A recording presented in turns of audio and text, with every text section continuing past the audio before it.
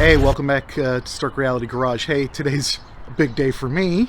I'm going to go get some tires mounted for the Jeep. So I've been running my old tires for quite a while, and I've been looking forward to getting some new ones. So found a good deal on these BF Goodrich, and I found a great deal on some new rims off Craigslist. And so I'm going to go take them to the used tire shop around the corner from me and get these things all mounted up this morning and see if I can get them to work well on the Jeep. May require some other things to happen since I'm going a little bigger, but we'll see how that goes.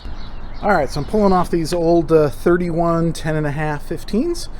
They're Pro Comps Extreme Terrains, and they're on Pro Comp steel rims, and they've been great tires. I bought these things used, and I paid $400 for the whole set of 5. In fact, the spare still had the nubs on it, and they've performed beautifully. Now, one of the things I realized, and let's see if I can pick it up, this was starting to get some cracks, just starting to see them. This particular tire took out a chunk taken out of it in the rocks one time, and so I've had it as a spare, but it's never lost any air. So I looked it up, and these guys are pretty old. You can see right here, this is the date, so it was the 17th week of 2006 that these things were made. So they're 12 years old, and they've had a beating. While they still have a lot of tread left on them, and I think I'll probably sell them to somebody, they're done for me. So now I'm moving to some BF Goodrich. These are 33 10.5s. I decided to stay with 10.5s, partly because I got the 4-cylinder, partly because it will sit on the car a little bit better. They're a little narrower, which I don't think that's that big of a deal. And I also picked up these Ecco rims. Now, these Ecco rims are off of old TJs and XJs. I like the look of them, and I got a great deal on 5 of them in great shape for $100, so I'm happy about that. So these tires, you can see here's the date on these ones. These were made, what is that, the 51st week of 2017, so a little bit newer. So we'll see if we can get these mounted up. I did just notice, it's one thing I'm going to have to do. This is the mount on the back of the Jeep. It is totally torn out. I had never noticed that before. These 31s obviously took a toll on them, so I'm going to have to find a new way to mount my spare. I've really liked this bumper because it kind of provides a shelf. I can bring a toolbox out, set it down, and work from it. It's been really great there when it's got the hitch, but no swing out. So we have to make a change on this. So that'll be the next thing to figure out. I lined up this new tire against the old ones and measured it. It's 3 inches taller. So it's a 31 to a 33, but you know, you've got the old ones worn down, and 3 inches taller. So it's really gonna give me a big difference. And the next thing I'm gonna have to figure out is if I rub. And it looks like I may. So I may have to do a TJ cutout on the fender wells, but we'll see once I get them all mounted.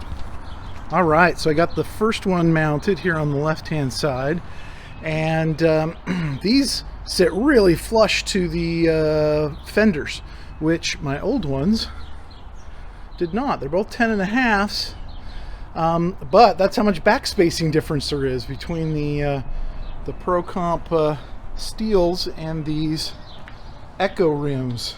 The Ecco rims have very little setback, so they sit in a lot tighter. So that was one of the reasons why I thought 10.5 inch would be good, and sure enough, it's underneath the fender. Now I'll have to see how that works up front with the turning radius and that kind of a thing.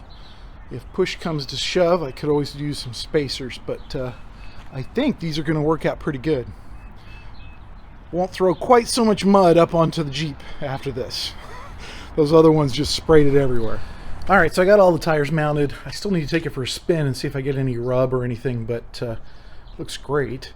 But clearly I can't mount the spare tire on this thing. So I got to get this removed. They look a little rusty, and I'm going to need to do something with the rear bumper. So I'm going to start looking into what my options are for that. But you know, every time you make a change, there's some other changes that go along with it. So we'll get this thing popped off. Looks like there's some star bolts to hold these, with must be some nuts inside the door, and then these normal bolts there. So we'll get that off. All right, so on these tires, the switch to these tires, obviously there's a few different projects to be done. But one of the things I discovered with this offset, going back to the stock wheel, they do rub. So you can see a little spot right there where it's all black on the spring. So rub just enough, or just a full lock. So the trick to that is to change your stops. So this is one of the stops. This little nut is welded on there. These are on the front of your suspension there. And all you do is just put a spacer. So you put a little washer in there and then bolt it and then screw it back in, and you can adjust how far your wheel turns. So this is located right here on the knuckle, or not the knuckle, but on the front of the piece right there. So they're on both sides, and so you want to do them the same. Obviously I sprayed this a whole bunch with some PB Blaster because it's never gone anywhere. It's just a 9/16, and you get that bad boy out of there. We'll put a washer in, we'll screw that back down, we'll do it on both sides, and then try it out. I've got it up on stands so I can try it here in the garage, and we'll see if it touches. All right, so in normal fashion, cleaned up the bolt a little bit, just clean the rust off of there so that it will work well.